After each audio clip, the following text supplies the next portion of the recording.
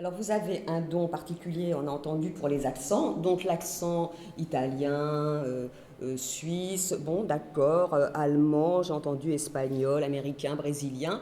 Mais alors il y a des accents un petit peu plus particuliers, on va en écouter certains. Alors là, je n'ai pas l'accent du moine bouddhiste qui pète les plombs, j'ai pas pu le capter, parce que c'était un peu particulier, mais alors, oui.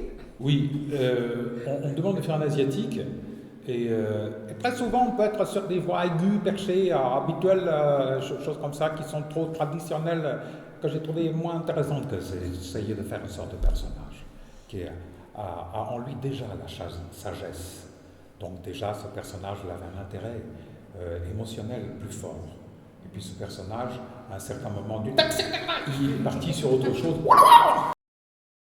Dans Kirikou, il y a plein d'animaux sauvages. Et Michel Oslo m'a demandé de faire vivre ces personnages. Donc j'ai inventé des sons qui pouvaient correspondre à leur morphologie, à leur dynamique. C'est des sons qui me venaient comme ça, en me disant tiens, ça peut être tel personnage.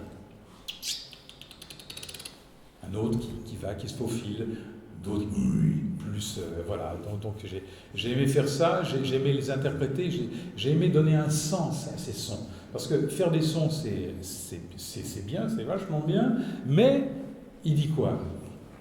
À qui le dit-il? À qui le dit-il et qu'est-ce qui se passe à ce moment-là? Il faut faire passer un vécu, il faut. Voilà, donc effectivement, des sortes d'imitations, d'invention de sons et de voix, ça j'ai adoré faire ça.